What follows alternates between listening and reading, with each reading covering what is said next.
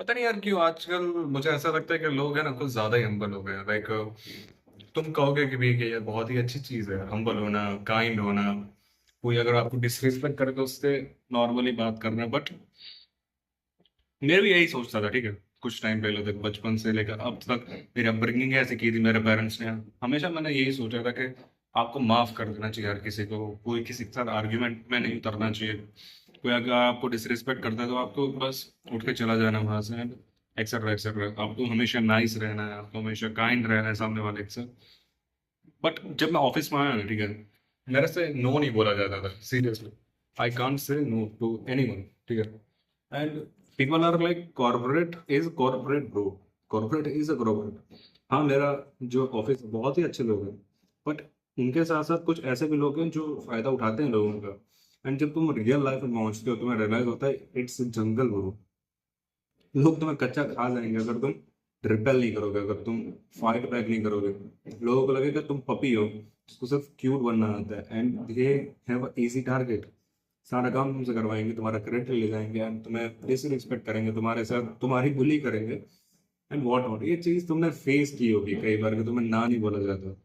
तुमसे अगर कोई रिलेटिव हो गया, ठीक है, कोई क्लोज फ्रेंड हो गया, पब्लिकली तुम्हें ह्यूमिलेट कर रहा है, तुमसे कुछ बोला नहीं जा रहा, तुम ट्राई भी करते हो ना, तुम्हारे आवाज कांपने लगती है, तुम्हारा दिल धक धक करने लगता है। क्यों? क्योंकि हमारे पेरेंट्स बहुत ही अच्छे थे, हमारे पेरेंट्स बहुत ही नाइस थे। उन्होंने हमारी अपब्रिंगिंग ऐसे की है कि हम भी नाइस बने, हम भी टू काइंड बने। इस चक्कर में हमारे दांत ही नहीं निकल पाए जिससे हम शिकार कर सकें। मैं बस तुमसे ये कह रहा हूँ, मैं तुमसे ये नहीं कह रहा कि don't be humble to anyone, don't be like nice to anyone, सबसे लड़ते फिरते रहो, जाओ सबको अब्यूज करो जाकर ना। दैट आई डोंट वांट, ठीक है। हम लोग एक स्ट्रक्चरल सोसाइटी में रहते हैं, but at the end we are social animals, animals, right. अगर हमें कोई इजी टारगेट मिलता है तो हम अपने गोल्स के लिए उसको इजीली मैनिपुलेट या फिर लाइक शिकार करते हैं हम लोग उसका। And I don't want you to be that guy, ठीक है। तुम इजी टारगेट मत बनो। एटलीस्ट अगर कोई तुम्हारा डिसरिस्पेक्ट कर रहा है या फिर ह्यूमिलेट करता है या फिर तुम पर कोई सरकास्टिक कमेंट्स पास करता है, तुम्हारे अंदर हिम्मत होनी चाहिए, गट्स होनी चाहिए उसको काउंटर करने की। ह्यूमर में ही सही, तुम्हें सीखना पड़ेगा कि दूसरों को रोस्ट कैसे किया जाता है, ताकि सामने वाला कभी भी तुम्हें पब्लिकली ह्यूमिलेट ना कर सके। तुम सोचो, तुम एक ग्रुप में बैठो, मेरे मेरे साथ में पर्सनल एक्सपीरियंस बताता था पढ़िए। I was very kind guy and very like, मेरे मुझे रोस्ट करना नहीं आता था, मैं इतना काइंड था right? मैंने एक ग्रुप बनाया। मैंने कहा था 12th तक मैं इंट्रोवर्ट था, फिर कॉलेज में जाके मैंने डिसाइड किया कि मैं एक्सट्रोवर्ट बनूंगा, जिसकी वजह से मैंने एक ग्रुप बनाया, ठीक है। एंड उसमें 4-5 लड़के थे, एंड मैं अपनी बहन मतलब 2-3 लड़कियों के साथ साथ एक अपनी क्रश को भी ले आया था। अब स्टार्टिंग में तो बहुत सब कुछ सही चल रहा था, पर धीमे धीमे धीमे धीमे क्या हुआ कि उसकी ग्रुप में, मेरी ग्रुप में एक बंदे को मेरी बंदी पर, मेरी क्रश के ऊपर क्रश होने लगा, पसंद आने लगी। तो उसने क्या सोचा, चलो इसको ह्यूमिलेट करते हैं। उसने मेरी बेइज्जती बनाना शुरू कर दिया, मुझे मीम बना दिया ग्रुप का, ठीक है।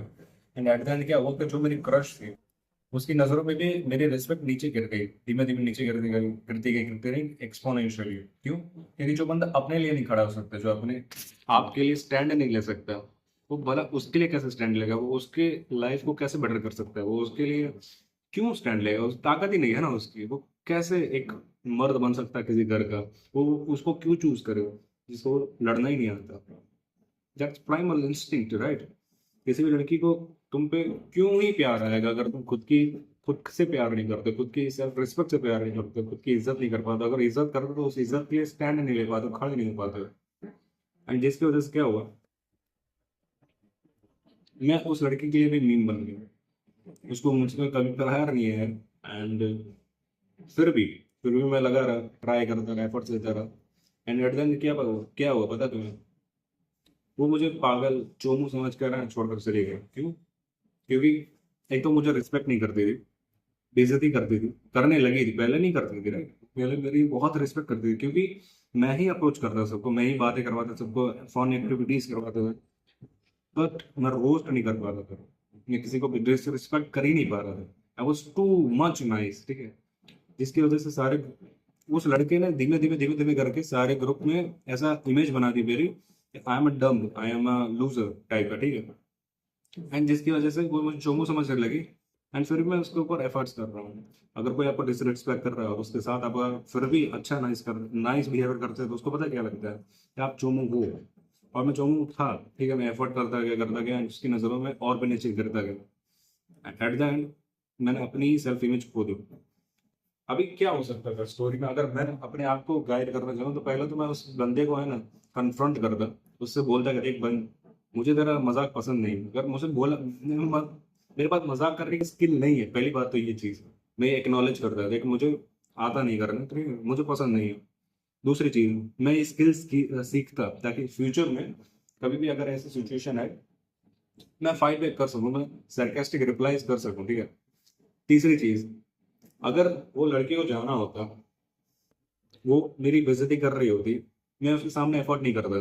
क्यों? क्योंकि उससे मेरी ही सेल्फ इमेज मेरी नजरों में नीचे गिरेगी, एंड उससे मुझे उसका प्यार कभी मिलने वाला ही नहीं है, ठीक है। It's just waste of time and my self image. And last thing, मैं शायद खुद के लिए स्टैंड लेता, खुद की बातों के लिए स्टैंड लेता, एंड जोक नहीं बन जाता।